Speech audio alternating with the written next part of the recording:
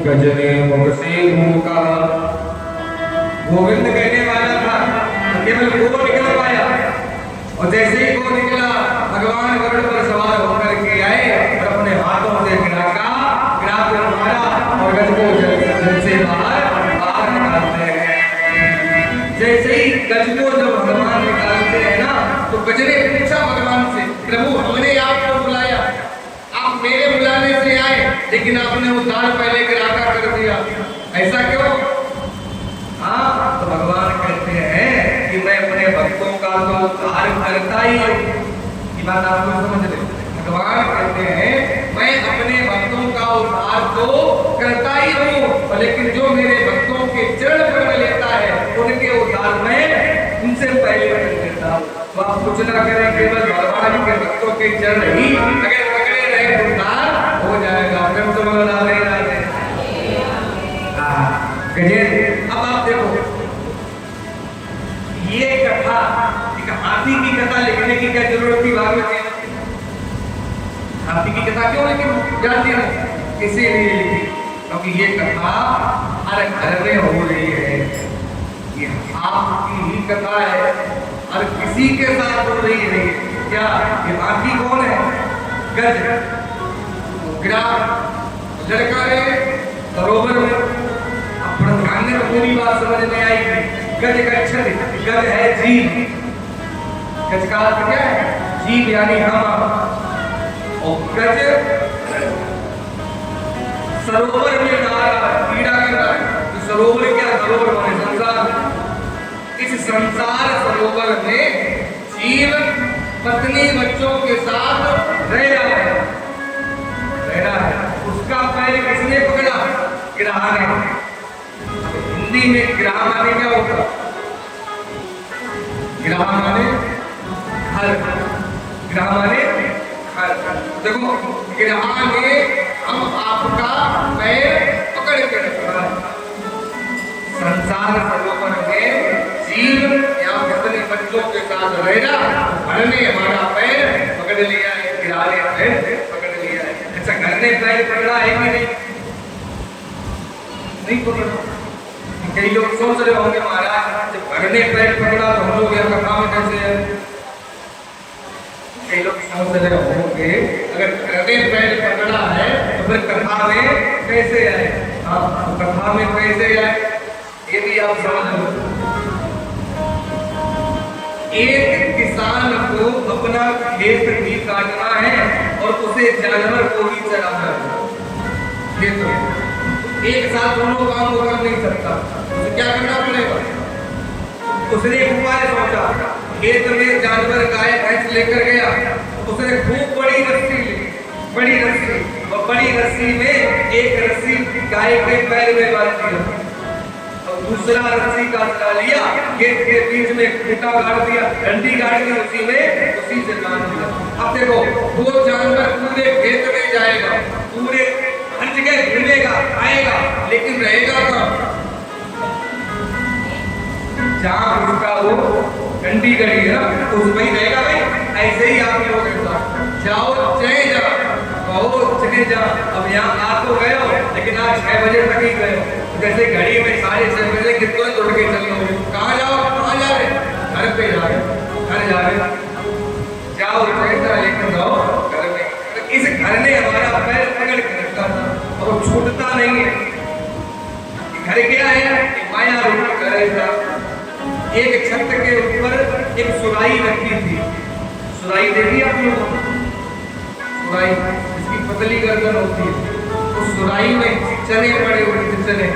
एक बंदर आया और बंदर ने जब सुराई में चनों को देखा तो उसके मुंह में पानी आया, चने जो मिलने चाहिए, तो उसने चने निकालने के लिए अपना हाथ सुराई में डाल दिया और जैसे ही चनों को पकड़ा, मुट्ठी बंद की, हाथ बंद किया और जैसे ही बंद करके निकाला उसकी गर्दन में उसका हाथ फंस गया।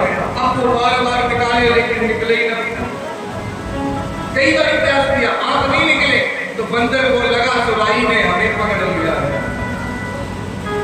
जवाब बताओ, बंदर ने सुराई को पकड़ा या सुराई ने बंदर को पकड़ा?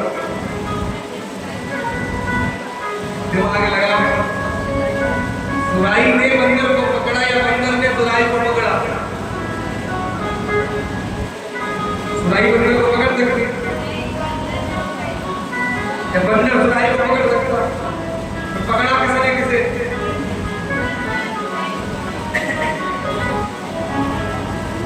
ना बंदर ने सुराई को पकड़ा, ना सुराई ने बंदर को पकड़ा, फिर कितने पकड़ा?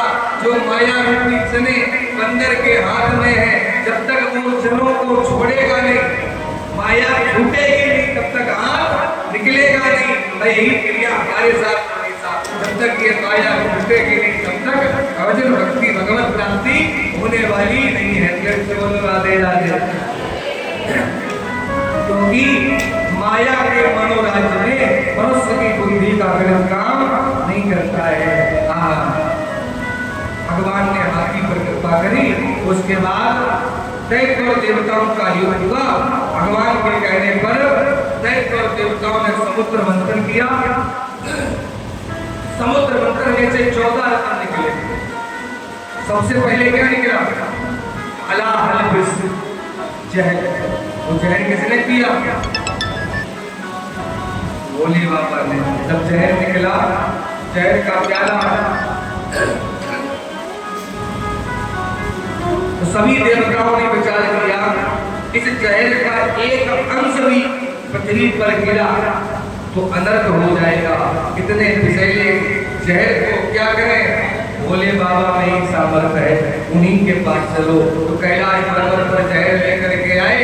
सभी देवताओं ने भोले बाबा की विनती करी है, आप लोग भी विनती कर ले।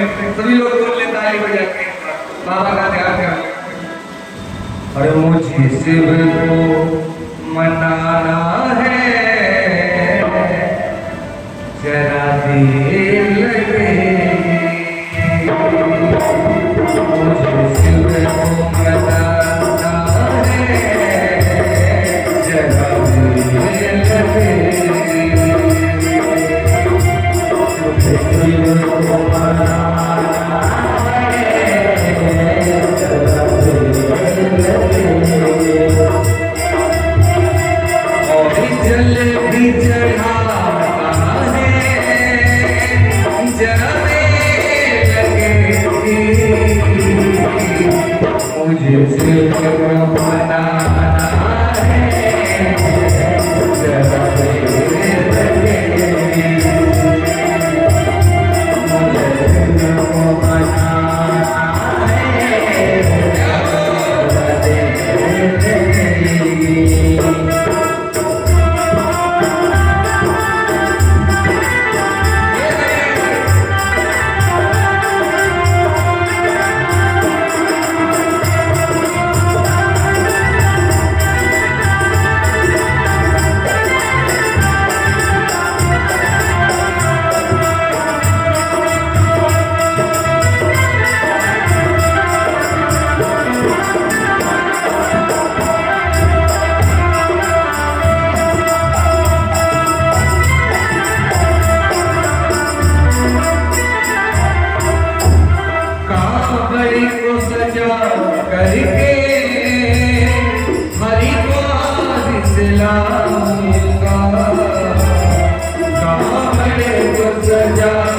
करके हरिद्वार से लाऊंगा गंगा में, ओ गंगा में नहाना है जरा देर लगेगी।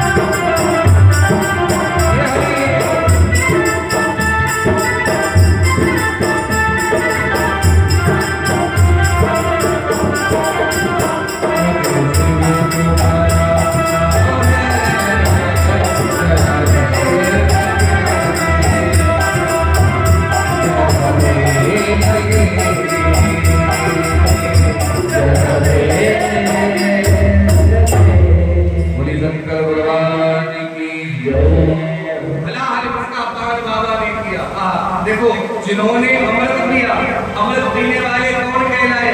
देव। अमृत जिन्होंने पिया कौन कहलाए? देव। और जहर पीने वाले कौन कहलाए? महादेव। बोली महादेव भगवान की। 14 रत्न निकले, उच्चेश्वर का घोड़ा निकला जो दैत्यों ने लिया। काम गाँव दिखाई निकली देवताओं को देने। कल्प वृक्ष निकला, माता लक्ष्मी माला लेकर के समुद्र से प्रकट होती है। माला लेकर के माता लक्ष्मी आई, सभी बैठे हैं तो माता लक्ष्मी ने सबको देखा और सबके देखते देखते भगवान नारायण के गले में माला पहना दी है। लक्ष्मी नारायण भगवान की। उसके बाद मदरा निकली तो दैत्यों को दे दी गई। हाँ, तो चंद्रमा का भी जन्म समुद्र से ही हुआ है। चंद्रमा कहाँ से निकला? समुद्र से। लक्ष्मी मैया कहाँ से निकली? समुद्र से। अच्छा, चंद्रमा को जब हम लोग देखते हैं तो आप लोग क्या बोलते हो? चंद्रमा को देखते हो तो क्या कहते हो? चंदा मामा। अच्छा, एक बात हमारे समझ में नहीं आई आज तक कि आप मान लो देखो उसे चंद्रमा को तो आप लोग क्या कहते हो? चंदा मामा। और तुम्हारा बेटा अगर देखेगा तो वो क्या कहेगा? उसका भी मामा। मान लो उसका बेटा देखेगा तो क्या कहेगा? तुम्हारा भी मामा, तुम्हारे बेटे का भी मामा, तुम्हारे पिता का भी मामा। ऐसा क्यों? रिश्ता बदलना तो चाहिए, नहीं बदलता। अच्छा, चंदा से मामा क्यों कहते हैं? क्यों कहा जाता है? नहीं मानेगा। लक्ष्मी जी का भाई है ये, जगत पिता का साला है। हाँ, जगत पिता का साला है। दुनिया इसको मामा कहती, रिश्ता बड़ा निराला है। दुनिया इसको मामा कहती, रिश्ता बड़ा निराला है। लक्ष्मी जी भी समुद्र से निकली, चंद्रमा भी समुद्र से निकला, तो लक्ष्मी जी का कौन हुआ? भाई। हाँ, इसीलिए सब क्या कहते हैं? चंदा मामा। इसके बाद अमृत निकला, स्वयं धर्मंतरी भगवान अमृत का कलश लेकर के आए। तो अमृत के कलश को जब दैत्यों ने देखा तो दैत्यों ने देवताओं के हाथों से कलश छीना तो छीन करके भागने लगे। जब देवता भागे, दैत्य भागे अमृत लेकर के, तो उस छीना छुट्टी में क्या हुआ? अमृत के कलश से अमृत के कुछ कण धरती पर गिर जाते। और जिस स्थान पर वो अमृत गिरा वहीं पर आज कुंभ का आयोजन होता है। 4 जगह पर गिरा अमृत। कौन कौन? जहाँ पर कुंभ लगता है, पहला नासिक में गोदावरी नदी के तट पर, दूसरा उज्जैन में शिप्रा नदी के तट पर, महाकाल की नगरी में जहाँ भी कुंभ पड़ता है। चौथा प्रयागराज में, तीसरा प्रयागराज में, चौथा हरिद्वार में। 4 जगह कुंभ पड़ता है। एक जगह और गिरा कहा वृंदावन में। 5 जगह अमृत कलश में से छलका। देवता रोए, अमृत का कलश छीन के दैत्य भागे, देवता रोने लगे। जब रोए देवता तो भगवान ने बड़ा सुंदर अवतार लिया। भगवान क्या बने? साड़ी पहनी है भगवान ने, 16 श्रृंगार, बड़ा सुंदर मोहिनी का भेष बना करके आ गए। सब लोग मोहिनी की भगवान की भजनी पायल पहने छम छम की आवाज करते बजा रहे। अब आप देखो कथा की कई बार सुनी आपने, भगवान ने मोहिनी का अवतार लिया, समुद्र मंथन। लेकिन कथा नहीं सुनाएंगे, पूरी कथा का सार ही मिलेगा। दैत्यों ने भी मोहिनी को देखा और देवताओं ने भी मोहिनी भगवान को देखा, लेकिन फर्क कितना रहा? दैत्यों ने मोहिनी को देखा और देवताओं ने मोहिनी में देखा। समझ में आई? नहीं आई। दैत्यों ने मोहिनी को देखा और देवताओं ने मोहिनी में देखा। हम लोग भी गलती करते हैं। देखो देवताओं ने जैसे ही मोहिनी भगवान को देखा तो देवताओं ने हाथ जोड़े और हाथ जोड़ के देवता कहने लगे, प्रभु आज तक हमने केवल किताबों में लिखा था क्या? मेव माता च पिता तुमेव। केवल लिखाई बेटा का कि तुम ही माता हो, तुम ही पिता हो। पिता के रूप में तो हम रोज ही दर्शन करते थे। माता आपको कहा जाता था। माता क्यों कहा जाता था? वो आज हमने इस भेष में दर्शन कर लिया है। तुम ही माता हो, तुम ही पिता भी हो। वो तो भगवान को देख रहे। दैत्यों ने क्या देखा? दैत्यों ने मोहिनी को देखा। वो उनकी सुंदरता देख रहे, कितने सुंदर आंखें हैं, कितने सुंदर गाल है, कितने सुंदर कान है, सुंदरता कितनी, ये सब देखते हैं। यही गलती हम लोग भी करते हैं। देखना जरूरी है, सबको देखा जाता है, लेकिन देखना कैसे है? भूल एक बार एक लाइन बोल लो कभी। जब बोल लोगे तो जल्दी समझ में आ जाएगा। बोलोगे? बोल लो तो भूल में नहीं। आप लोग ऐसा लगता है अस्पताल से आते हैं, आवाजें नहीं निकल रही। बोलो ना, भूल में नहीं मूल में देखो। हाँ, भूल में नहीं देखो, मूल में देखो। हम लोग क्या गलती करते हैं? भूल में देखते हैं, सब भूल में नहीं देखना। भूल मूल क्या है? अभी बात जल्दी समझ में नहीं आएगी, समझा रहे आप, इसीलिए आते हैं साथ बात समझ में। अच्छा देखो, ये क्या है? भूल है ना? ये भूल देखने में कैसा लग रहा है? सब लोग कैसा लग रहा? सुंदर लग रहा? अच्छा लगा? सब अच्छा लग रहा? बिल्कुल। अभी देखना, अब कैसा लग रहा? अच्छा लगा?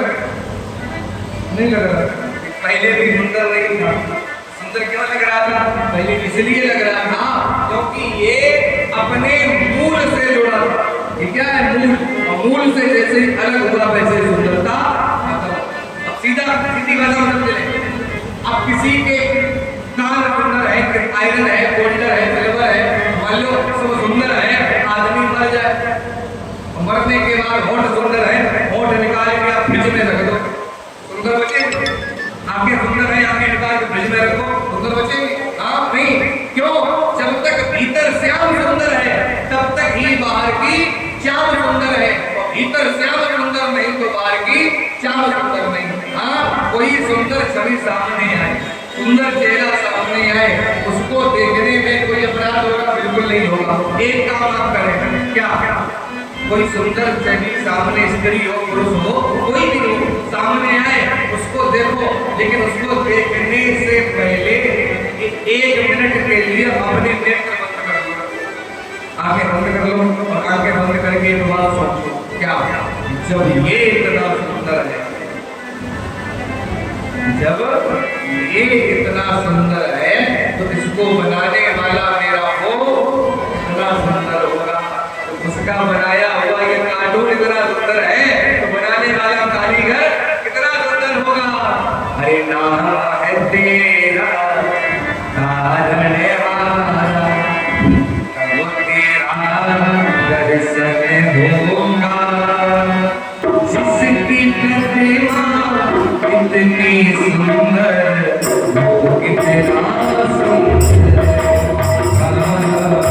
वो कितना सुंदर होगा। नाम है तेरा कारण वाला, अब तेरा दर्शन होगा। जिसकी प्रतिमा कितनी सुंदर, वो कितना सुंदर होगा।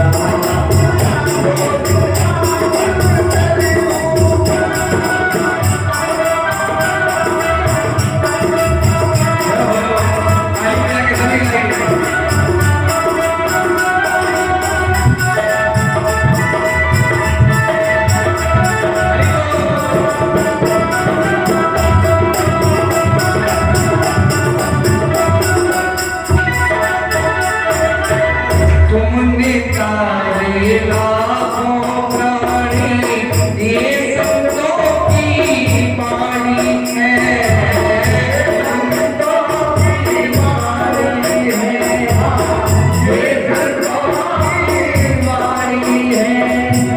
तेरी छवि कर हो मेरे भगवन, ये दुनिया दीवानी है।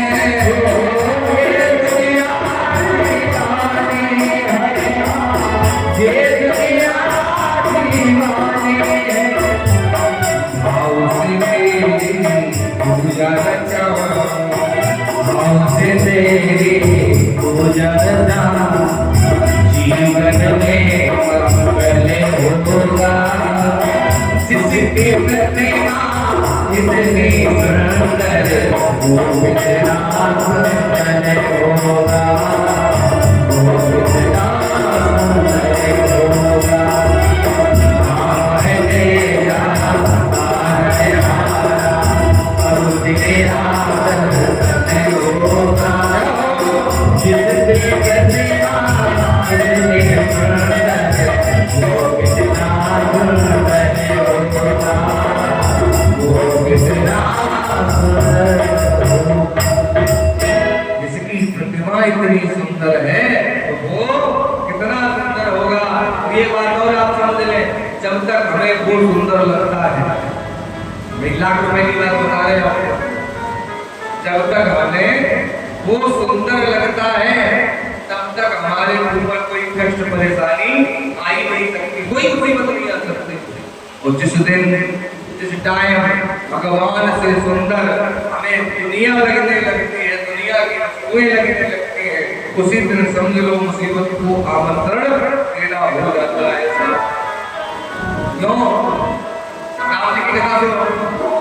जब राम जी का वनवास हुआ तो माता जानकी ने कहा, राघव प्रभु अपनी साथ में चलेंगे। तो राम जी हंसने लगे। हंस करके राम जी कहने लगे, सीते तुम्हें तो चित्र के बंदर देख के भय लगता है।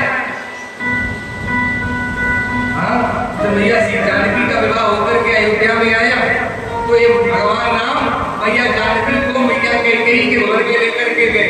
मैया कैकेयी के घर पर दीवार पर बंदरों की आकृतियां बनी हुई थी, चित्र बने हुए थे। और जैसे मैया जानकी ने उन बंदरों की आकृतियों को देखा तो मैया जानकी घबरा गई, डरने लगी। हाँ, तो वही बात राम जी ने कहा कि तुम्हें जब फोटो के चित्र के बंदर देख के भय लगता है और जंगलों में तो हजारों कष्ट मुसीबतें आएंगी, कैसे तुम रहोगे? माता जानकी कहती है, प्रभु जिसके साथ में भगवान हो, जिसके साथ में स्वयं भगवान हो, उसके जीवन में तो कोई कष्ट आ ही नहीं सकता है। तो भगवान भी कहने लगे, सीते जब तक तुम्हें ये राम सुंदर लगेगा तब तक कोई कष्ट नहीं आएगा, और जिस दिन राम से सुंदर कोई और लगेगा उसी दिन कष्ट मुसीबत खड़ी हो जाएगी। हाँ, जब तक राम जी सुंदर लगे तब तक कोई कष्ट नहीं आया। और जैसे ही राम से सुंदर हिरण की चांद लगी उसी दिन कष्ट मुसीबत कड़ी हो गई। प्रेम से बोलो राधे राधे, जोर से बोलो। भगवान हमें सुंदर लगे ये जरूरी है। भगवान ने दैत्यों को तो मदिरा पिलाई, देवताओं को अमृत पिलाते हैं। राहु नाम के दैत्य ने देवताओं के बीच में बैठ के अमृत पी लिया तो सूर्य और चंद्रमा ने इशारा किया, भगवान ने चक्र से उसका सिर काट दिया। ब्रह्मा जी ने तो खंड कर दिए राहु और केतु। आज भी वो अपना बदला लेता है सूर्य और चंद्रमा। इन दोनों ने ना बताया होता तो मैं भी अमृत पी करके अमर हो जाता। जब सूर्य पर आक्रमण करता है तब सूर्य ग्रहण करता है, और चंद्र पर आक्रमण करता है तब चंद्र ग्रहण करता है। उसके बाद में जब समझ गए ये भगवान विष्णु ने चाल करी है तो गुरु शुक्राचार्य के कहने पर राजा बलि ने अश्वमेध यज्ञ करवाया, और उस अश्वमेध यज्ञ के पूरे होते ही सारे इंद्रासन पर दैत्यों का राज अधिकार हो जाएगा। ऐसा कहने पर 99 यज्ञ राजा बलि के पूरे हो गए। 100वां यज्ञ हो रहा है। सभी देवताओं ने भगवान नारायण से विनती करी। तो सभी देवताओं के कहने पर भगवान विष्णु ने बड़ा सुंदर अवतार लिया। कौन सा? तम वटम वामनम दृष्ट्वा मोदमाना हृदया कर्माणि कर्यामासो प्रजापतिम्। प्रेम से बोलिए भगवान की। छोटे से पंडित जी बनकर के राजा बलि के दरवाजे पर पहुंच जाते हैं। राजा बलि ने हाथ जोड़ के कहा, स्वागतम ते नमस्तुभ्यं ब्रह्मांड के परमामृते। ये ब्राह्मण देवता आपका स्वागत है। आइए, क्या मांगना चाहते हैं? मांगो हमसे।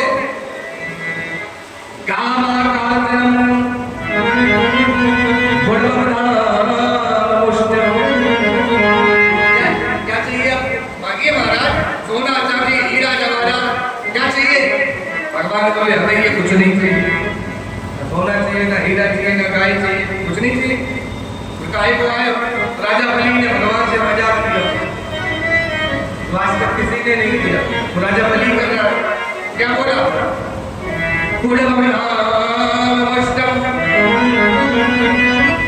ना तुम्हें गैया चाहिए ना होना चांदी में नहीं चाहिए ना, तो क्या बोला राजा बलि? पुरुष कृत्य प्रजापतिम तुम्हारा विवाह तो हुआ नहीं होगा, विवाह करो तो बताओ कोई ब्राह्मण की कन्या ले आए, तुम्हारा विवाह करा दे। विप्र कन्या, कोई ब्राह्मण की कन्या चाहिए? भगवान मुस्कुराए बोले हमें ये नहीं चाहिए। तो क्या चाहिए? भगवान नारायण आगे बढ़ करके आए और बोले राजा बलि मेरे मांगने से हमें केवल एक ही चीज दे दो। क्या? पदायति त्रिदैवेन्द्र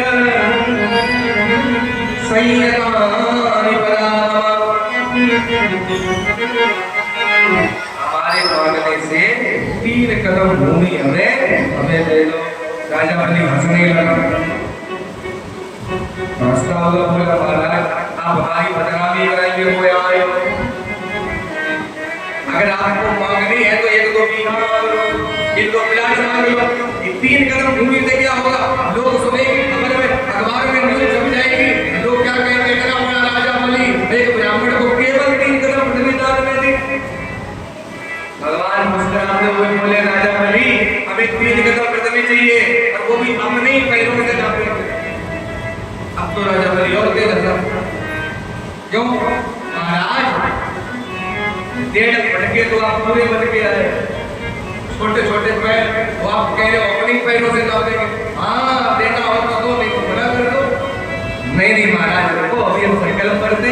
अंदर गया संकल्प के लिए पात्र लेने, रास्ते में गुरु शुक्राचार्य ने मना किया, संकल्प मत कर दे। क्यों? वो कोई ब्राह्मण नहीं है, क्षत्रिय है, वो छलने के लिए आया है। संकल्प मत कर देना, स्वयं भगवान नारायण है। राजा बलि बोला आप तो जरूर करेंगे। क्यों? स्वयं भगवान हमारे दरवाजे भिखारी बन के आए हैं, फिर भी हम दान करें। शुक्राचार्य ने बहुत मना किया, नहीं माना। हुए शुक्राचार्य जी सोचने लगे, अब चेला है, अपने आंखों के सामने अपने चेला को बर्बाद होता कैसे देखे, तो संकल्प ही नहीं होने देंगे।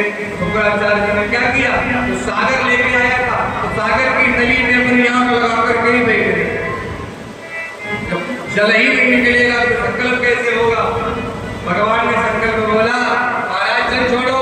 राजा बलि ने जैसे ही जल छोड़ा तो उसमें से जल निकले ही ना। जब पानी नहीं निकला तो बोले महाराज जल नहीं निकल रहा। भगवान बोले हमें दिखाओ। भगवान ने जैसे ही वो सागर हाथ में लिया, उसकी सीख उठाई और सीख जैसे ही उस नली में डाली, जैसे ही डाली शुक्राचार्य जी का एक तरफ का आंख राधे राधे। अब आप देखो भगवान ने जिंदगी आंख क्यों छोड़ी। याचक की जब बात चले, याचक बीच परोजन कोई, बीच परो तो भलाई करो, न भलाई करो तो चुप ही भरो।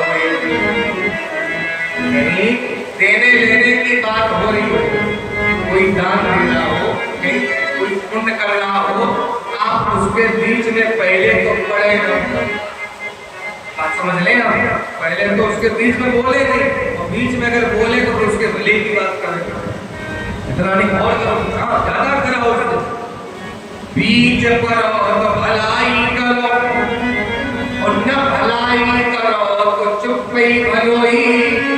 और देख कोई और लेख कोई और शुक्र ने आंख ब्याज में कोई ले रहा है, कोई दे रहा है, ये फालतू में अपनी बढ़वा के बैठे में जाते हैं। अब बीच में पढ़ने वालों का यही होता है, प्रेम से बोलो राधे राधे।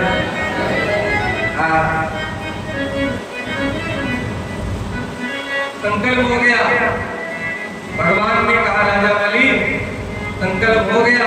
अब आप लोग देखो राजा बलि ने भगवान से कैसे कहा, महाराज देखो जब जहां तक तुम्हारी नजर जा रही है ना, ये सब प्लाट अपने ही है, सारी जमीन अपनी है, जहां से इच्छा करे आपकी कदम नाप लो, नाप ले।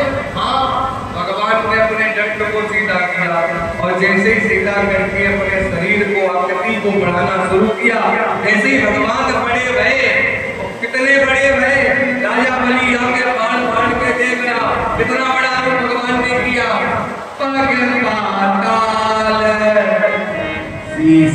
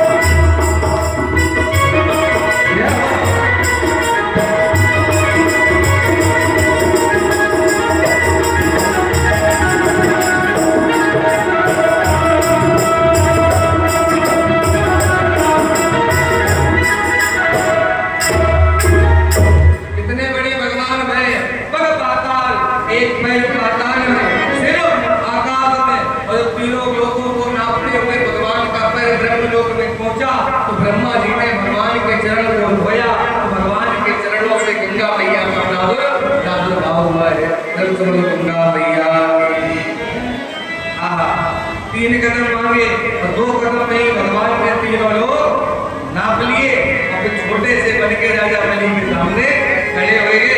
अब भगवान कह रहे राजा बलि, क्या कह रहे राजन, हाँ और कहीं तुम्हारा प्लाट बाकी है, और कहीं जमीन बाकी है। तो राजा बलि बोला महाराज जमीन चली गई, जमींदारी थोड़ी गई दिया। देखो कितनी सुंदर बात राजा बलि ने कहा, प्रभु देने के लिए नहीं बचा है, लेकिन देने वाला तो बचा है। ये धन जमीन ये तो सब तुम्हारा ही था। क्या कहा, ये धन तुम्हारा ही था, लेकिन इस खोपड़ी में भरा था कि ये हमारा है। अब यही गलती हम लोग करते हैं साहब। ये सब किसका है? भगवान का। हाँ, लेकिन हम लोग क्या कहते हैं? किसका है? हमारा, मेरा। ऐसा है कि सब छोड़ने का नाम ही नहीं ले रहे। हाँ, जिस मन में अभिमान भरा भगवान कहाँ से आए, घर में हो अंधियारा तो मेहमान कहाँ से आए। इसीलिए राम नाम का दीपक हृदय जला कर देखिए, आ जाते हैं राम कोई बुला कर देखिए। इसीलिए राम नाम अति मीठा है, कोई गा कर देखिए। राम नाम अति मीठा है, कोई गा कर देखिए। आ जाते हैं राम कोई बुला कर देखिए। राम नाम अति मीठा है, कोई गा कर देखिए। आ जाते हैं राम कोई बुला कर देखिए। आ जाते हैं राम कोई बुला कर देखिए। आ जाते हैं राम। ऐसे बुला लेना थोड़ी जाओ, क्या लोग बुला रहे, कई लोग तो हाथ भी नहीं हिला रहे। हाँ, अब कई लोग दिखा रहे हैं तो बोल नहीं रहे। ऐसा नहीं होता। भोजन का आनंद थाली में, तो कीर्तन का आनंद ताली में। वो आप काम करो, मना नहीं कर रहे, आप खूब करो तो कर रहे हो, लेकिन जब कीर्तन हो रहा है तब ताली बजानी बंद कर दो। हाँ, एक संग दुई होए ना बुआला, हंसो डटाए फैलावो खाला। एक दाग एक ही काम होता है, ताली बजा कर। क्यों? बोलने को दी जुबान, बोलता क्यों नहीं? और लेने को हरिनाम को बोलता क्यों नहीं? आज का ना बोलना उस दिन याद आएगा, और बोलना तो चाहेगा मगर बोल ही ना पाएगा। तो अभी बोल लो ना। हाँ, कितना मीठा है राम जी का नाम, हाथ बाहर निकाल के बोलो सब। राम नाम अति मीठा है, कोई गा कर देख लो। राम नाम अति मीठा है, कोई गा कर देखिए। आ जाते हैं राम कोई बुला कर देखिए। राम नाम अति मीठा है, कोई गा कर देख लो। आ जाते हैं राम कोई बुला कर देखिए।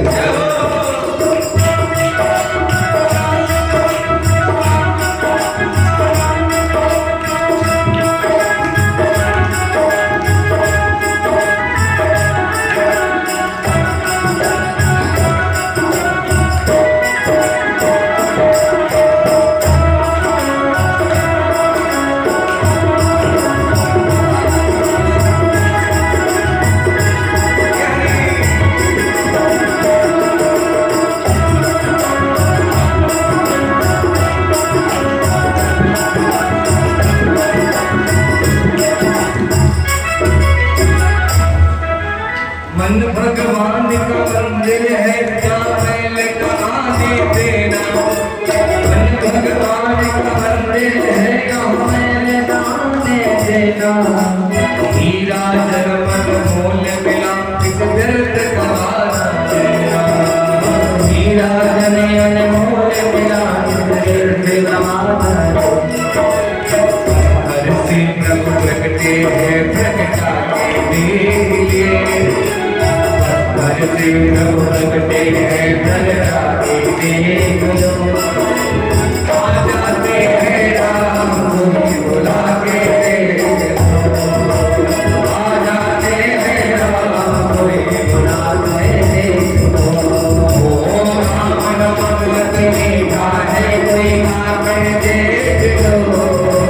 राम नाम अति मीठा है, कोई गा कर देख लो। आ जाते हैं राम कोई बुला कर देख लो।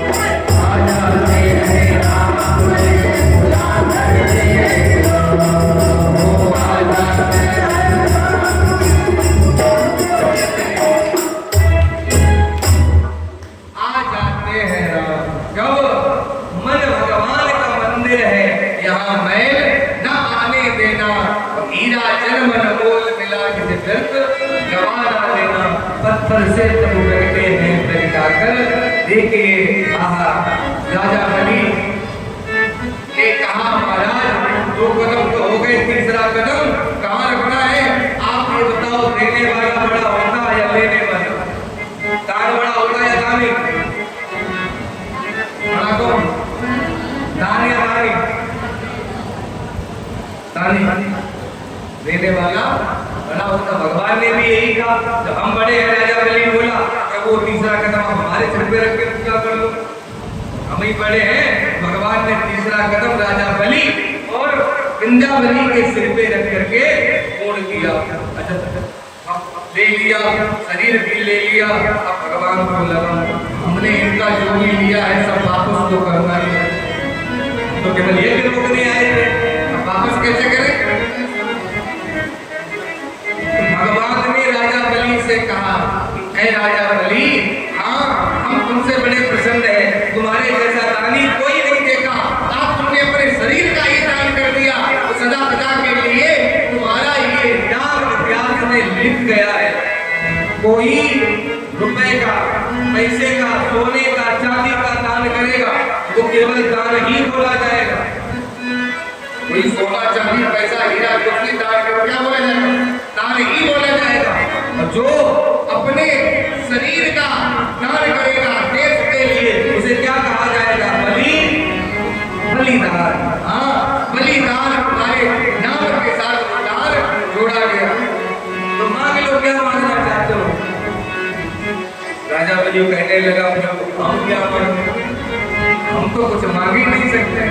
आप ब्राह्मण बन के आए, ब्राह्मण को देना करना है, लेना तो नहीं। अब बताइए। भगवान बोले नहीं हम तुम्हें वापस जो लिया तुम देना करते मांगो। अब वो मांग नहीं रहा, अपनी पत्नी से पूछ लो। तो राजा बलि ने अपनी पत्नी विंध्यावली से पूछा तुम्हें मांगना है इनसे कुछ? विंध्यावली ने भगवान को देखा और देख करके विंध्यावली कहने लगी इनसे हम मांगेंगे। इनसे क्यों? हारिल भूम तजी जवते तबते भूपे धरो है नाए, चकबीन पतिरत जो तबते निज पति तन हे रतनाए। समझ में आ रहा? नहीं आ रहा? नहीं आएगा क्योंकि हारिल भूम तजी जवते, हारिल नाम की चिड़िया होती है। हारिल चिड़िया पंछी है। उस हारिल चिड़िया ने इस पृथ्वी का त्याग कर दिया। जिस दिन से पृथ्वी का त्याग किया आज तक लौट करके उसे दोबारा पृथ्वी पर पैर नहीं रखा। और चकबीन पतिरत जो तब से चकवा चकली बोलते हैं। चकवा चकली जब बुजुर्ग माता है शायद सुना हो, जानते हो। चकवा चकली तो पंछी है करके।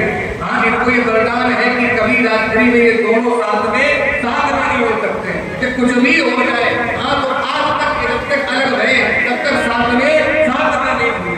चकबीन पतिरत जो तबते निज पति पर हे रतनाए। विंध्यावली कहने लगी ऐसे हते जो दानी प्रभु तो काहे को आए पसारी है माए। इतने बड़े कहने वाले थे तो मांगने का है, जब देने वाले तो हमारे द्वारे मांगने का है। इतने हटे जो दानी प्रभु तो काहे को आए पसारी है माहे। तो चाहे गंगा यमुना उल्टी बहे भिगमंगन से हम मांगना। गंगा यमुना की धारा उल्टी बहने लगे लेकिन इन भिखारियों से हम मांगते नहीं है। भिगमंगों से मांगना कि मेरे कुल की रीत नहीं। हमारे दरवाजे पर भिखारी बन के आया और उससे हम क्या मांगे? अब भगवान बड़े जबर में खड़े, अभी दोनों मांगे नहीं थे, मुझे वापस तो करना ही है, कैसे वापस करें? भगवान ने कहा हम तुमसे मांगे। राजा बलि बोला तो खामो तो सब ले ही चुके, बचाएगा जो बचा है मांग लो, क्या मांगना चाहते हो? भगवान ने राजा बलि से मांगा। अब क्या मांगा? भगवान मांग रहे। भगवान कहने लगे हम तुमसे मांग रहे हैं क्या कि तुम हमसे मांगो। हम तुमसे मांग रहे हैं तुम हमसे मांगो। अब तो राजा बलि बन गया। जो मांगा है वो तो देना ही पड़ेगा, अब तो मांगना ही पड़ेगा। तब तक शुक्राचार्य जी अंदर लेकर के गए हाथ पकड़ के, और शुक्राचार्य जी ने कहा जो था वो तो दे ही चुके हो, मिल रहा है तो काय को छोड़ रहे हो। उसने बताया ये बात मांगो। राजा बलि आया भगवान के सामने, वो आकर के कहने लगा प्रभु आप हमें देना ही चाहते हो, हाँ तो दे दो। क्या दे दो? पाताल लोक में मेरा महल बन जाए। पाताल लोक में मेरा महल बने, जिस महल के दरवाजे कितने हो? 52 अंगुल के बनकर के आए हमारे दरवाजे पर, इसलिए नाम पड़ा 52 अंगुल के भगवान के, इसलिए नाम पड़ा 52। हाँ, तो राजा बलि बोला पाताल लोक में मेरा नगर बने, महल बने, उस महल के दरवाजे हो 52। हर दरवाजे पर, जिस दरवाजे से हम निकले उस दरवाजे पर हमें तुम्हारे दर्शन हो। जिस दरवाजे से निकले उसी दरवाजे पर हमें तुम्हारे दर्शन हो। 24 आवर्स ऑन ड्यूटी। अब ऐसे ही राजा बलि ने इतना कहा कि 52 दरवाजे का महल, जिस दरवाजे से निकले उस दरवाजे पर तुम्हारे दर्शन हो गए। अब तो भगवान फंस गए तो देना ही पड़ेगा, कह दिया जाओ ऐसा ही होगा। लेकिन आए थे छलने और खुद छल गए। राजा बलि के दरवाजे पर भगवान चौकीदारी करने लगे। क्या कर रहे हैं? तो राजा बलि बड़ा हो गया, कितना हो गया, अब पूरा दिन कुछ काम कर रही, कभी इस दरवाजे से निकले कभी उस दरवाजे से निकले, भगवान दौड़ दौड़ करके दर्शन दे उसे। पूरा दिन यही करे, 24 आवर भगवान का ड्यूटी का दर्शन देना पड़ेगा। पूरा दिन भगवान भागे दर्शन दे। 6 महीना हो गया, वैकुंठ में गए नहीं। माता लक्ष्मी परेशान, ना तो आए हैं ना तो कोई सूचना दी है। तो भगवान को भी लगा भैया परेशान होगी, चलो सूचना दे दे। तो भैया को भगवान ने चिट्ठी लिखी, पहले चिट्ठी चलती थी। हाँ, अब क्या लिखा? हमारी पाताल लोक में बड़ी बढ़िया नौकरी लग गई है, अभी घर पे आने का समय नहीं है, जब मालिक छुट्टी देगा तब आएंगे। माता लक्ष्मी बड़ी परेशान, और जब बाहर निकली भगवान को ढूंढने को, तब तक रास्ते में बाबा नारद मिल गए। भैया कहाँ जा रही हो? भगवान को देखा, कहाँ है? हाँ अच्छे से देखा, कहाँ है? पाताल लोक में है। क्या कर रहे? राजा बलि के यहाँ चौकीदारी कर रहे। चौकीदारी। भैया लक्ष्मी जैसे ही आगे बढ़ी तो बाबा नारद बोले रुको, ऐसे पहुंच भी नहीं जाना, अभी तो वही चौकीदारी कर रहे, तुमको भी नहीं रहना पड़ेगा। फिर ऐसे नहीं भगवान को देगा। तो बाबा नारद ने माता लक्ष्मी से कहा अभी श्रावण आने वाला है और तुम जाकर के राजा बलि की कलाई में धागा बांध देना, रक्षा सूत्र। जब तुम उसके हाथ में कलाई में धागा बांधोगी तो वो जरूर कहेगा बहन हमसे मांगो, और जैसे ही वो मांगने को कहे वैसे ही तो भगवान को मांग लेना, यही एक उपाय है। और कोई दूसरा रास्ता नहीं भगवान को जुड़ाने का। अब आप लोग देखो माता लक्ष्मी ने क्या किया? रक्षा सूत्र, रक्षाबंधन किसे कहते हैं? आषाढ़ के महीना में भैया ने धागा खरीदा, आषाढ़ में, और 1 महीने तक उस धागा की पूजा करी, पूरा सावन पूजा किया, सोमवार का व्रत किया। देखो रक्षा सूत्र, रक्षाबंधन उसी को कहते हैं जो नियम है, भागवत जी में लिखा है कि बहन 1 महीना पहले से धागा राखी खरीदे, पूजा की अलमारी में रख देंगे, सोमवार का व्रत करें और भोले बाबा के मंदिर में जाकर के प्रार्थना करें हमारे भाई की आयु बढ़े, यश बढ़े, विद्या बढ़े। हाँ, 1 महीने पूजा करके जब आप भाई की कलाई में वो बांधते हो तब वो रक्षा सूत्र, रक्षाबंधन कहलाता है। ये नियम है राखी बांधने। अब ये नियम नहीं, रक्षाबंधन आया 20 रुपए की राखी जब खरीदी, बांधी, लाओ सोने का हम सब राधे राधे। नियम है 1 महीने तक उसकी पूजा करनी चाहिए। माता लक्ष्मी ने जाकर के राजा बलि की कलाई पर जैसे धागा बांधा, राजा बलि मुस्कुराता हुआ बोला तुम मेरी धर्म की बहन हो, मांगो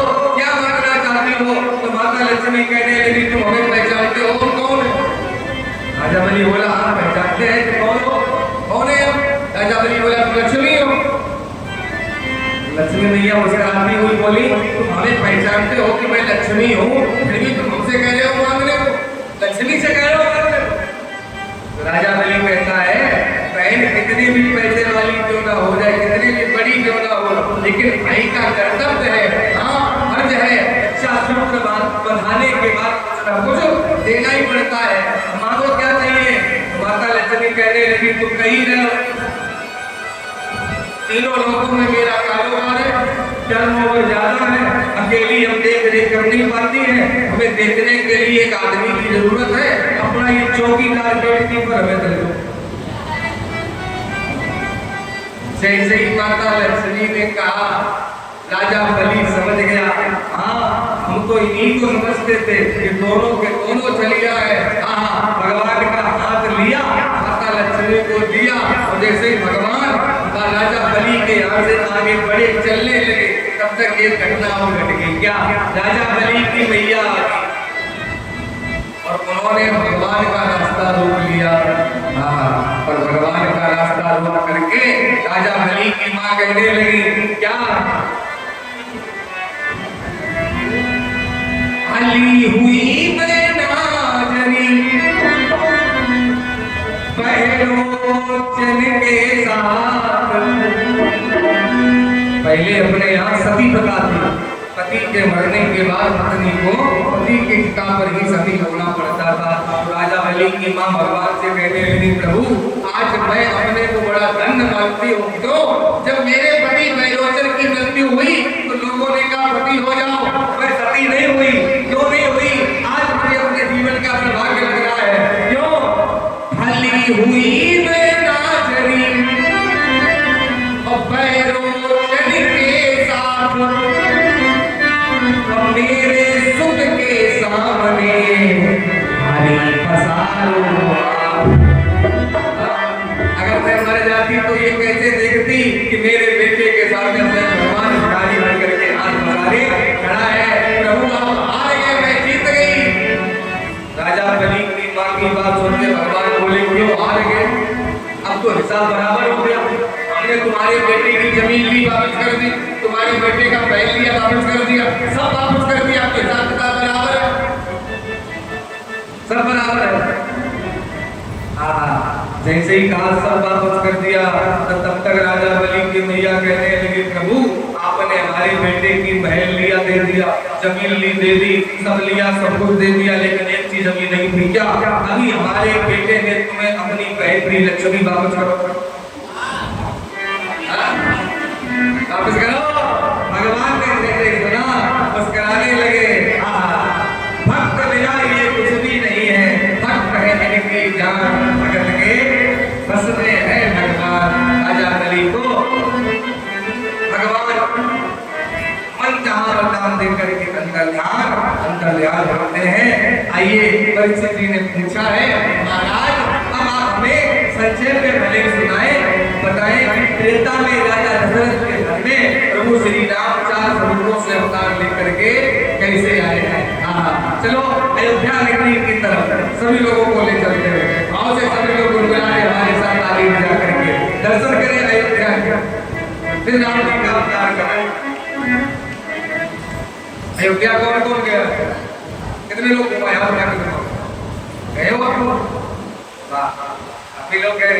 हाँ आइए आप यहीं बैठे बैठे आप दर्शन करें कैसी है अयोध्या राम जी की, जहाँ भगवान श्री राम ने अवतार लिया है। सीता राम झुकी प्यारी रज धानी लागे, रज धानी लागे, मोए मीठो मीठो सरी मुझे को पानी लागे। सीता राम झुकी प्यारी रज धानी लागे, रज धानी लागे,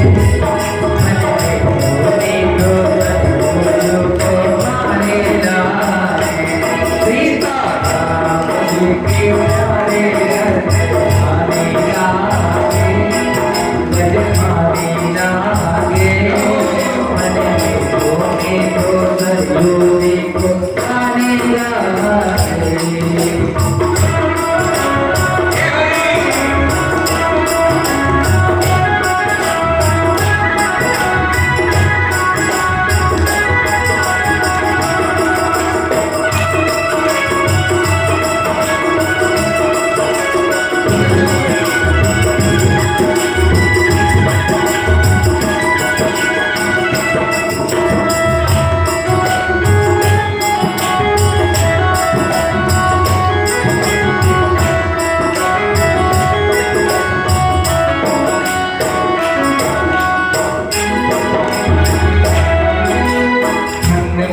कौशल्या धन्य कैकेयी धन्य सुमित्रा मैया धन्य कौशल्या धन्य कैकेयी धन्य सुमित्रा मैया धन्य भूप दशरथ की आंगन तिलक चारों मैया धन्य भूप दशरथ की आंगन तिलक चारों मैया मीठी कोसली रसीली प्रभु की वाणी लागे प्रभु की वाणी लागे मन में होगी तो होगी तो पानी लागे सीता जोगी वाणी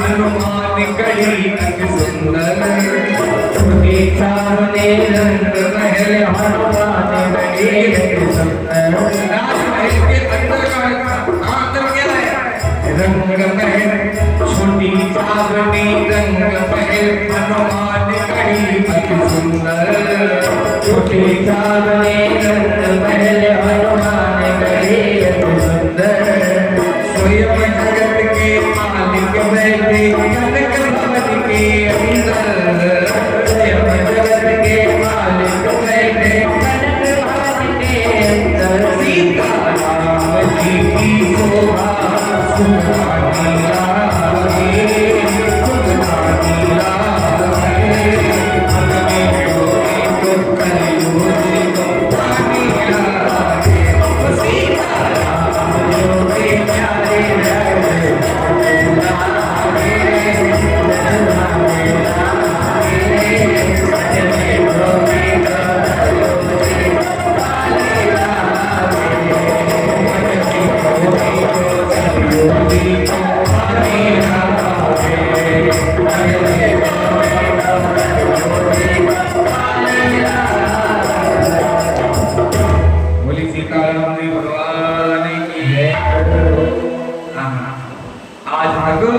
इस धरती पर दो ही वंश हुए, एक सूर्य वंश और दूसरा चंद्र वंश।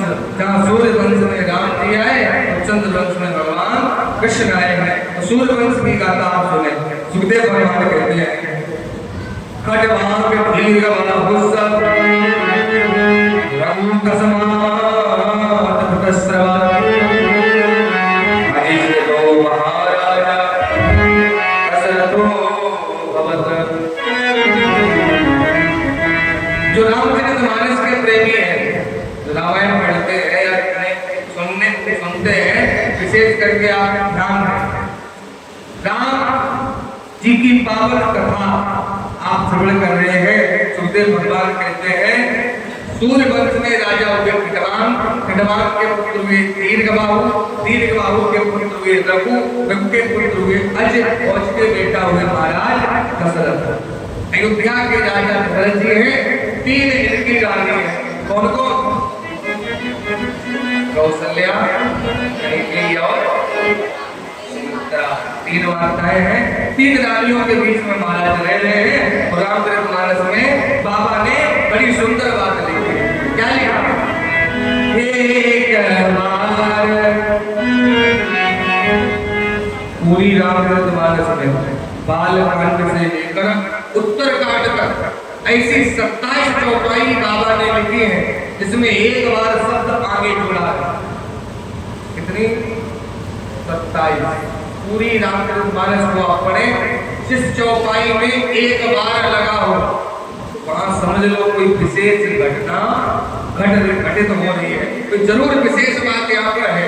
यहाँ क्या लिखा बाबा ने?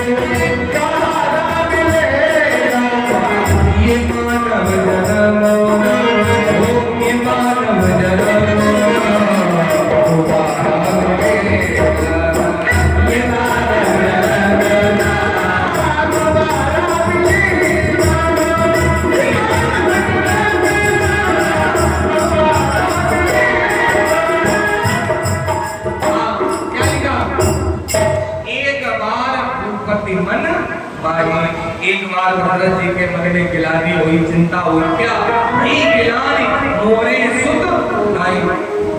जब आप लोग बोलो तीन रानियों के बीच में महाराज रह रहे, क्या भरत जी ने जीवन में कभी ये सोचा नहीं होगा, कभी चिंता नहीं करी होगी कि मेरे कोई संतान नहीं? कई बार सोचा होगा अरे बाप बेटे का विवाह हो जाए, 5 वर्ष तक संतान ना हो गए, कितनी चिंता करवाने का। तो भरत जी का आधा जीवन निकल गया तीन रानियों के बीच में रह रहे। सोचा तो चिंता तो कई बार करी होगी, लेकिन यहाँ एक बार क्यों लिखा हुआ है कि अब विशेष घटना घटी है। आज इनके मन में गिलानी कुछ ज्यादा ही है। किस बात की है? अब ये सब समझ ले।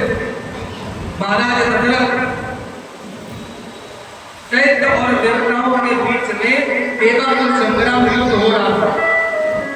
देवता हार रहे थे, तो इंद्र के आग्रह पर महाराज दशरथ देवताओं की तरफ से लड़ने के लिए राक्षसों के दैत्यों के साथ पहुंच गए। देवताओं की तरफ से युद्ध कर रहे थे और युद्ध करते करते एक दिन ऐसा हुआ कि दैत्यों ने राजा दशरथ के रथ का पहिया तोड़ दिया। ऊपर आकाश में युद्ध हो रहा है, रथ का पहिया टूट गया, इनके अस्त्र शस्त्र सब लीन हो गए और जैसे पहिया टूटा वैसे इनका जो रथ है आकाश से नीचे नीचे गिरने लगा। दशरथ जी के नेत्र बंद हो गए, रथ नीचे आ रहा है, इन्हें लग रहा है कि अब मेरे प्राण चले ही जाएंगे, अब तो बचने का कोई नहीं है। आहा, नेत्र बंद है, रथ ऊपर से नीचे आ रहा। तब तक क्या हुआ? गीधराज जटायु ने देखा, ये जंगल में कहीं बैठे थे, कोई राजा ऊपर से आ रहा है, नीचे रथ गिर रहा है। जटायु ने दौड़ करके गए और अपने पंखों पर, अपनी पीठ पर पूरे रथ को रख लिया और उस पे रख करके उस रथ को नीचे जमीन पर लेकर के आए। और जैसे रथ नीचे आया, रथ के नीचे जटायु दब जाते हैं। दशरथ जी ने नेत्र बोले, मैं तो जमीन पर खड़ा हूँ, जल्दी से उतर के रथ को हटाया। गीधराज जटायु को बाहर निकाला, खून निकल रहा है, हाथ जोड़ करके रो करके महाराज दशरथ ने कहा, हे मित्र, आज आपके कारण ही ये दशरथ जीवित खड़ा है, ये जीवन आपका उपकार है। आप मांगिए, क्या मांगना चाहते हैं? मैं राजा हूं, जो मांगोगे आपको मिलेगा। तो गीधराज जटायु कहने लगे, आप हमें मित्र भी कह रहे हो, उपकार भी बता रहे हो। ये तो मित्र नहीं कहो, मित्र को तो उपकार कैसा? नहीं, ये मैं उपकार नहीं कर रहा हूँ, कह रहा हूँ जब तक आप हमसे कुछ मांगेंगे नहीं ना, तब तक मुझे भरोसा कैसे होगा? नहीं, आप मांगिए। तो गीधराज जटायु ने कहा, महाराज, अगर आप हमें कुछ देना ही चाहते हो तो हम ये कई बार मांगते हैं क्या कि मेरे कोई पुत्र नहीं है और मैं चाहता हूँ जब मेरे प्राण निकले, जब मैं मरूं तो मेरे मरने के बाद अपने बड़े बेटे के हाथों तुम मेरा अंतिम क्रिया करा देना, अपने बड़े बेटे के हाथों मेरी अंत्येष्टि करा देना। इससे ज्यादा और मैं कुछ नहीं तुमसे मांग रहा हूँ। दशरथ जी ने वहां तो उसी ने कह दिया, जाओ मैं तुम्हें वचन देता हूँ, अपने बड़े बेटे के हाथों तुम्हारा अंतिम क्रिया कराऊंगा। वहां से दशरथ जी जैसे ही महिलों में आए, तब इनके दिमाग में आया कि मैंने जटायु को वचन तो दे दिया, लेकिन पुत्र तो अभी महिलों में कोई है नहीं और कोई बेटा नहीं होगा, तो मेरा वचन उल्टा हो जाएगा। तभी मन में चिंता हुई। बाबा लिखते हैं, एक बार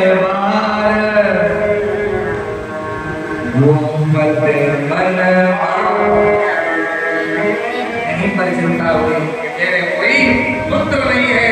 उसी क्षण राजा दशरथ ने क्या किया, गुरु ग्रहे तुरंत गयो महीपाल,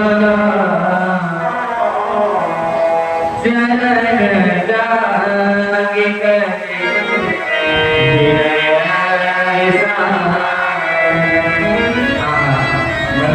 जागे हुई तो चिंता हुई, तो क्या किया, गुरु जी के घर पे गए। ये बात आप लोग भी समझ, आपके जीवन में कोई कष्ट है, कोई परेशानी है, मुसीबत है, तो किसी के सामने जाके मत रोना, क्योंकि दुनिया वालों के सामने जाके रोगे तो तुम्हारी हंसी उड़ाई में जाएगी। केवल दो ही स्थान ऐसे हैं जहाँ जाके आप रो सकते हो। कौन? पहला गुरु का घर, जो तुम्हारे गुरु है ना, अपने गुरु जी के घर में। गुरु ये कैसे हैं जो तुम्हारी समस्या का समाधान कर सकते हैं। और दूसरा भगवान का घर, भगवान के सामने मंदिर में अकेले खूब रो, जितना आंसू बहाना है खूब गाओ, जो भी कहना है इनसे कहो, क्योंकि एक वही है जो तुम्हारे आंसू को पहुंच सकते हैं। और किसी के सामने रोगे तो प्यारे तुम्हारी हंसी उड़ाएगा। दशरथ जी ने जैसा किया, क्या किया, गुरु ग्रहे तुरंत गुरु जी के घर गए। गुरु की परिभाषा आप लोग जानते हैं, निरंतर कथाएं सुनते रहते हैं, सब बताते हो। गुरु का अर्थ क्या है? गुरु का अर्थ क्या? गु माने अंधकार, रु माने प्रकाश। हमारे जीवन को जो अंधकार से प्रकाश की ओर ले जाए वही है गुरु। कोई कितना भी बड़ा ज्ञानी क्यों ना हो जाए, ये बात आप लोग सुन लें, कोई कितना बड़ा ज्ञानी क्यों ना बन जाए, बिना गुरु के किसी को भी भगवत प्राप्ति नहीं हो सकती है। क्यों? बिन गुरु नर भव नर है न कोई, जय विरंच शंकर सम कोई। क्यों? बिना गुरु के भोले बाबा का भी उद्धार नहीं है। तो भगवान की कथा सुनते हो, राम जी आए, उन्होंने भी गुरु बनाया, गुरु का सहारा लिया। भगवान कन्हैया ने भी गुरु का सहारा लिया। क्यों लिया? अच्छा बताओ, भगवान को गुरु बनाने की क्या जरूरत? इसीलिए तो बनाया ताकि हम लोगों को सिखा सके, राम कृष्ण से को बड़े तिनहुने गुरु कीन, और तीन लोक के नाथ हो सो गुरु के आधीन। गुरु, लेकिन आजकल गुरु की परिभाषा बड़ी प्रसिद्ध है। पहले लोग गुरु ढूंढते थे, हमें कोई सच्चे गुरु मिल जाए, अच्छे गुरु मिल जाए, लेकिन आजकल शिष्य लोग गुरु को ढूंढने नहीं जाते, फिर गुरु स्वयं गली में चक्कर लगा रहे हैं। गली भी गली में गुरु फिरे। आज कलिकाल के दशा देख रहे हो, चेलो कंठीले और स्वर्ग जाओ या नरक में हमें रुपया दो। स्वर्ग में जाओ या नरक में हमारा काम करते रहो। हाँ, गुरु और चेला के बीच में क्या भाव होना चाहिए? शिष्य का भाव ये हो कि हम गुरु जी को सब कुछ दे रहे, जो है सब दे रहे, और गुरु का भाव ये हो कि हम शिष्य से कुछ भी ना लें। गुरु का भाव ये हम कुछ ना लें। जब ऐसा भाव होता वही भगवत प्राप्ति होती है। वरना ज्यादातर तो ऐसा ही आजकल युग में होगा। कैसा? लोभी गुरु और लालची चेला वो में नरक में ढेलम। प्रेम से बोलो राधे राधे, और जोर से बोलो, और जोर से। हाँ, कई लोग तो इसी चक्कर में रहते क्या, कोई कहता हमारे गुरु जी बहुत बड़े हैं साहब, कोई कहता हमारे गुरु जी छोटे हैं। अब कई लोग इसी चक्कर में फंसे रहते हैं। ये बात दिमाग से निकाल लो, गुरु कैसा भी हो, छोटा हो बड़ा हो, इसका कोई मोल नहीं। तुम्हारी गुरु जी के प्रति निष्ठा कितनी है। अगर बड़े गुरु होंगे तो जल्दी वो भगवान मिलेंगे, ऐसा है। वो आप लोग विचार करो, इतने बड़े गुरु रावण के थे, उतने बड़े गुरु वास्तव किसी के नहीं। रावण के गुरु जी कौन थे मालूम है? कौन थे? भगवान शंकर। बोल अच्छा बताओ, जिस चेले के गुरु भोले बाबा होंगे उस चेले का उद्धार होगा कि नहीं होगा? लेकिन रावण का नहीं हुआ। क्यों नहीं हुआ? क्यों नहीं हुआ? क्या रावण गुरु जी को नहीं मानता? बहुत मानता, इतना मानता था कि गुरु जी के आगे अपने सिर काट के चढ़ा देता। लेकिन रावण का उद्धार नहीं हुआ ना। क्यों नहीं होगा? अब ये बात आप भी समझ लो। रावण गुरु जी को मानता था लेकिन गुरु जी की नहीं मानता। समझ में आया? गुरु जी को मानता था लेकिन गुरु जी की नहीं मानता। गुरु जी को खूब मानो, गुरु जी को खूब हार चढ़ाओ, खूब पैसा चढ़ाओ, गुरु जी की ना मानो। की समझते हैं? की माने गुरु जी की ना मानो, गुरु जी को मानो। आजकल चेला भी बड़े साहब बड़े विचित्र है। एक चेला ने गुरु जी की महात्मा को गुरु बनाया और महात्मा जी की फोटो मढ़वाई, वो बड़ी फोटो, और फोटो मढ़वा के अपने दुकान में लगाई। दुकान में तिजोरी में। एक दिन महात्मा जी घूमते घूमते चेला की दुकान में निकले। अब उन्होंने देखा कि चेला हमारी फोटो दुकान में लगाए। गुरु जी बड़े आश्चर्यचकित भये। हाँ, बड़ा अच्छा चेला भगत है हमारा, लोग लक्ष्मी जी की फोटो लगा पूछे चल के। हाँ, गुरु जी चलते हुए शिष्य के पास पहुंच गए और पूछने ही लगे, बेटा लोग दुकान में लक्ष्मी जी की फोटो लगाते, गणेश जी की लगाते, कुबेर जी की लगाते, तो हमारी फोटो लगाए, इतने बड़े भक्त हो हमारे। तो चेला कहने लगा, गुरु जी आप जैसा सोच रहे हो ऐसा कुछ नहीं है, फोटो काहे लगाए? फोटो क्यों लगाए? तो वो हाथ जोड़ के बोला, क्षमा करें गुरुदेव, फोटो मजबूरी है हमारी। बोले क्या मजबूरी है? सुबह से शाम तक हजारों ग्राहक आते हमारे दुकान पे, अपनी सस्ती चीज को महंगी बेचने के लिए झूठ बोलना पड़ता, अपनी कसम खाए तो कोई जल्दी मानता नहीं। गुरु जी की फोटो लगा रखी, कोई आता दोनों हाथ उठा देते, गुरु जी की कसम, तुरंत सामान मिल जाता। प्रेम से बोलो राधे राधे, जोड़ से बोलो। गुरु जी बोले वाह, हमारा ये भी उपयोग हो रहा है कलियुग। हाँ, दशरथ जी गुरु वशिष्ठ जी के पास में गए तो क्या किया? दंडवत प्रणाम, दंड के समान लेट के प्रणाम किया। अब देखो प्रणाम करने के लिए अलग अलग तरीका। एक बात बताया, ये पैर छूने का नियम केवल अपने भारत से ही प्रारंभ हुआ है और कहीं नहीं है। हमारे संतों ने महापुरुषों ने पैर छूने का क्रम बनाया। आज विदेशों में भी लोग पैर छूने लगे। अपने देश की संस्कृति को देख के, लेकिन अपने देश के लोग भूलते जा रहे हैं। पैर क्यों छुए जाते हैं? पैर छूने से क्या मिलता है? फ्री में छूते ना। पैर छूने से 3 चीजें मिलती है, ये आप पैसा से नहीं खरीद सकते हो। कौन कौन?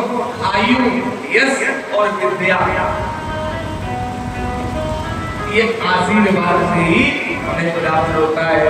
अच्छा, पैसे छूने से जब ये 3 चीजें मिलेंगी, उसमें भी नियम है। संतों ने महापुरुषों ने नियम क्या बनाए? आप किसी विद्वान के, ब्राह्मण के, संत के आप चरण छुए किसी तो कैसे छुए? तो नियम क्या बनाया? सीधे हाथ से सीधे पैर के अंगूठे का नाखून नख स्पर्श करना चाहिए, पैरों का भी नहीं।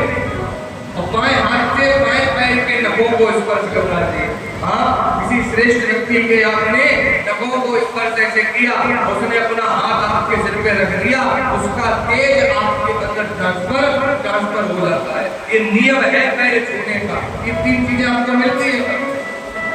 लेकिन आजकल तो साहब ये हम तो सिस्टम ही खत्म होगा दिखाई दे रहा है। पहले तो कई लोग छूते ही नहीं, हम तो देखते रहते थे और यही गाँव में घरों में जाते लोग बुलाते, अब माता पिता देखते तुरंत पैर छू लेते। और महाराज जी आप गलत इस्तेमाल करते और उनके बालक बड़े बालक नहीं छूते।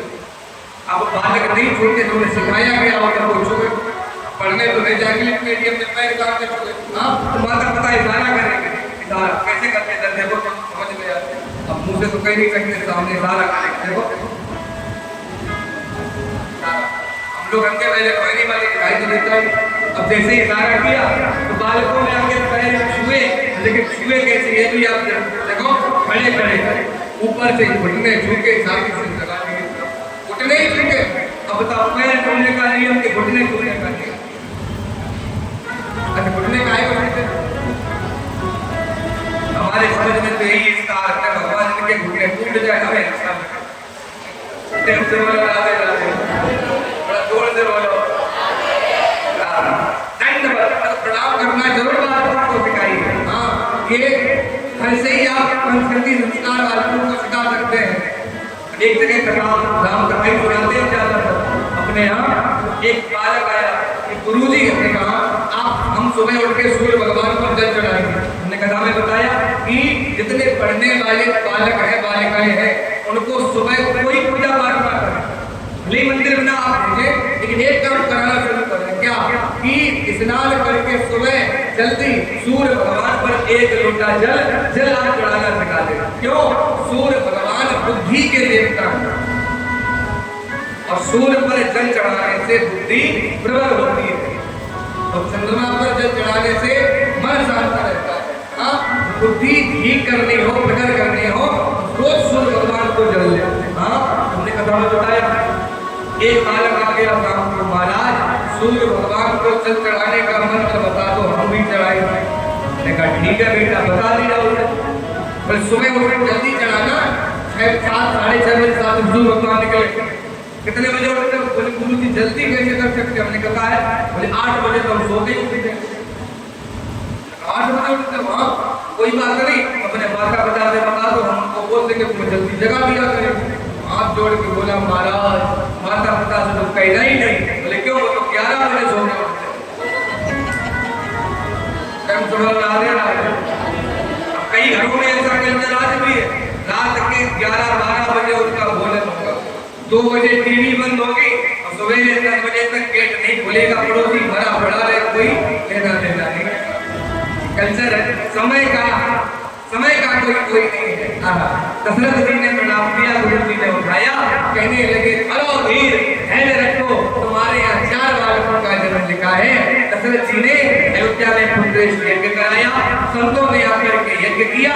यज्ञ में से जब प्रसाद निकला यज्ञ पुरुष भगवान में, दशरथ ने जाकर तीनों माताओं को प्रसाद खिलाया। वो खीर तीनों माताओं के हाथ में जब पहुंची, ऊपर से एक चील उड़ती हुई आई और चील ने अपनी चोंच में प्रसाद ताप करके उड़ करके देवी सुमित्रा मैया के हाथ से छीन के लिए चील। रास्ते में बड़ा भयानक तूफान आ गया, पानी आ गया, तो चील की चोंच से वो प्रसाद छूट जाता है, ऊपर से नीचे गिरा। कहाँ गिरा? महेंद्राचल पर्वत पर माता अंजनी बैठी हुई तपस्या कर रही थी। अंजनी मैया की गोद में आकर के गिरा। माता अंजनी ने देखा ये तो यज्ञ का प्रसाद है, फेंकना उचित नहीं होगा, तो माता अंजनी उस प्रसाद को ग्रहण कर लेती है। और संत कहते हैं जिस खीर से जिस प्रसाद से भगवान राम का अवतार हुआ, उसी प्रसाद से हमारे हनुमान जी का भी अवतार हुआ है।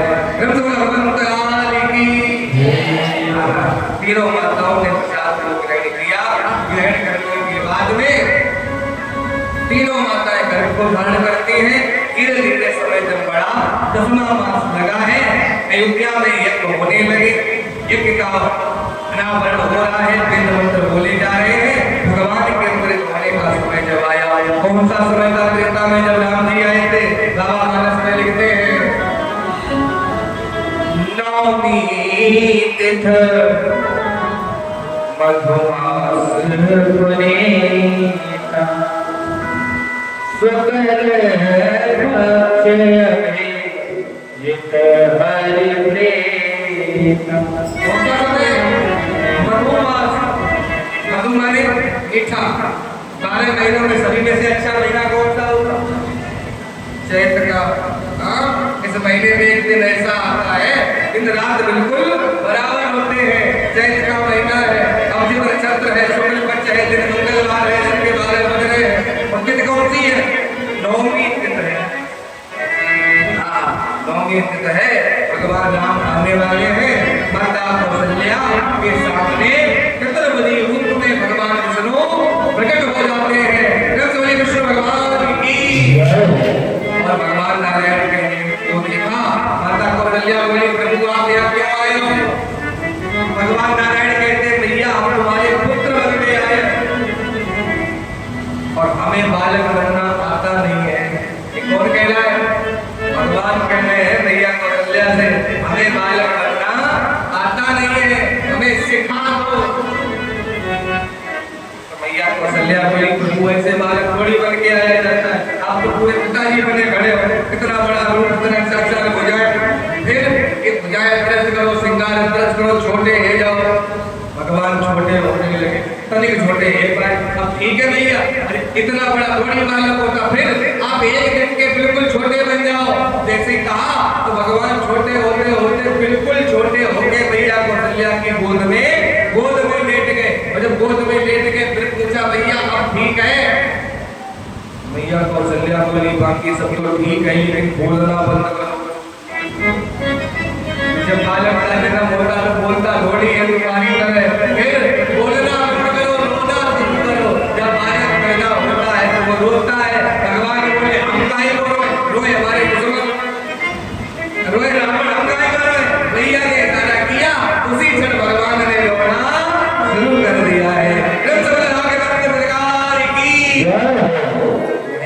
प्रगट कृपाला दीन दयाल कौशल्या हितकारी हर्षित महतारी मुनि मनहारी अद्भुत रूप निहारी लोचन अमीरा तन घन श्यामा निज आयुध भुज जारी भूषण बनमाला नयन विशाला शोभा सिंधु भरा नित्य देव वसंत लीन मनुज अवतार निज इच्छा निर्मित करो आया गुण गोपाल।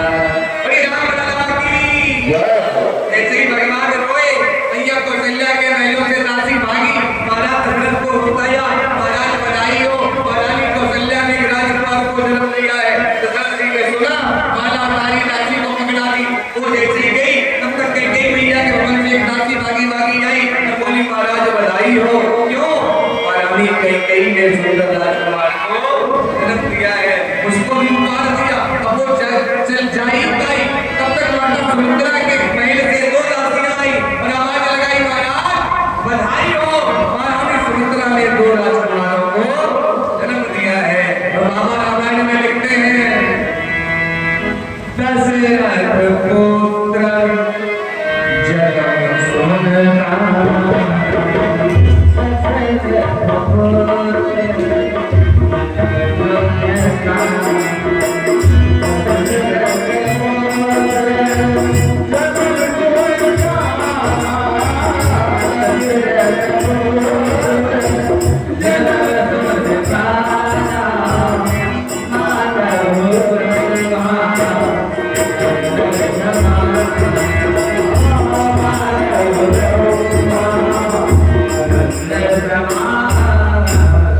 दशरथ जी ने सुना, ब्रह्मानंद में लीन हो गए।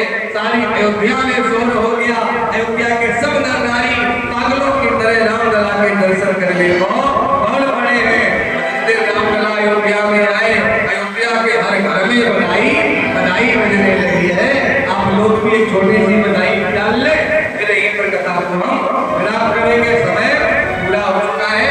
एक छोटी सी बधाई रामलला की आप सभी लोग डाल ले, कितने डाल के हो गए, रामलला आए हैं और आज तो आप राम जी की बधाई डालेंगे और कल 2 बजे से 6 बजे तक पहले तो आप राम जी की कथा सुनेंगे, क्योंकि जनकपुर की लीला पिछली बार नहीं सुनाई थी, इस बार पूरा जनकपुर का वर्णन आपको हम सुनाएंगे। बड़ा आनंद आएगा जहाँ राम जी जनकपुर में जाकर के धनुष का भंग करेंगे और मिथिला के लोगों को निहाल करते हैं, धनुष कैसे टूटा, और उसके बाद पूरी राम जी की कथा का सार 5 मिनट में आपको सुनने को मिलेगा।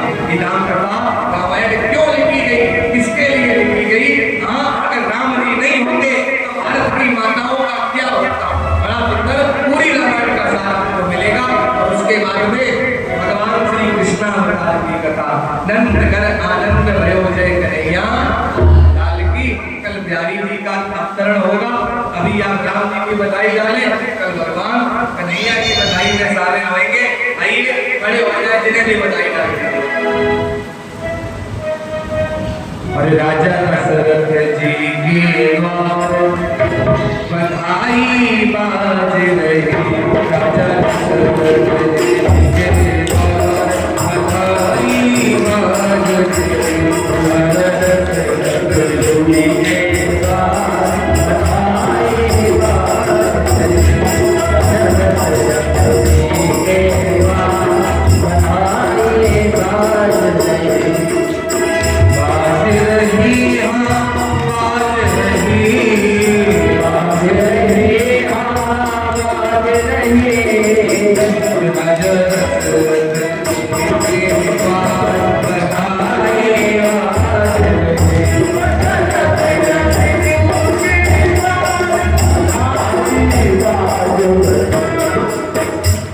ऐसा करो, सब लोग खड़े हो जाओ, सब लोग खड़े हो, सब हो जाओ खड़े। जब सब खड़े हो गए तो कोई किसी को देख नहीं पाएगा, खड़े हो जाओ। बधाइया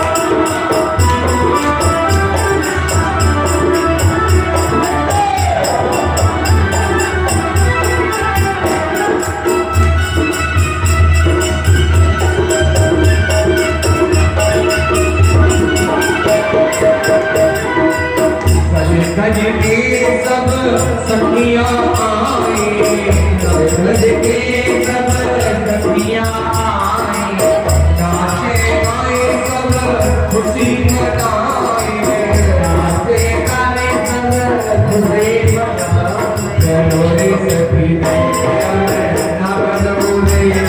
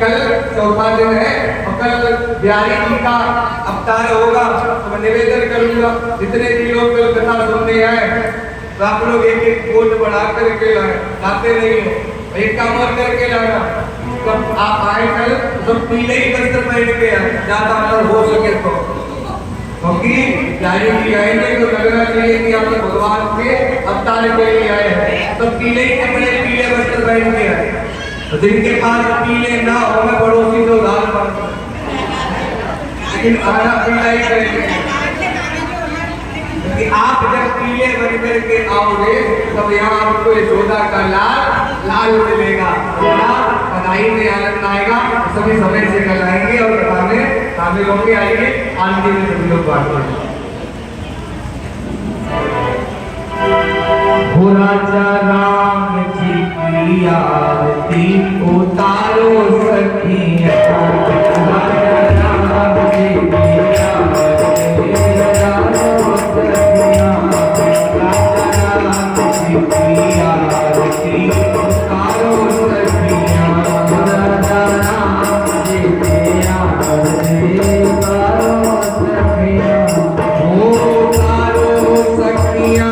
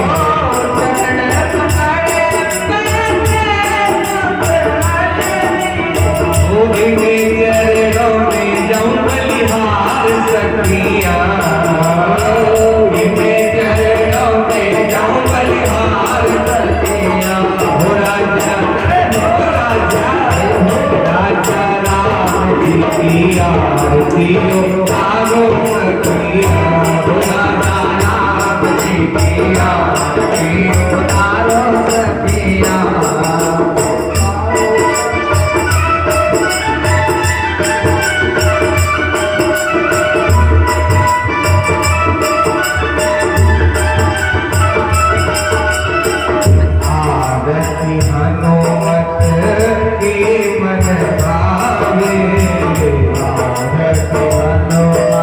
के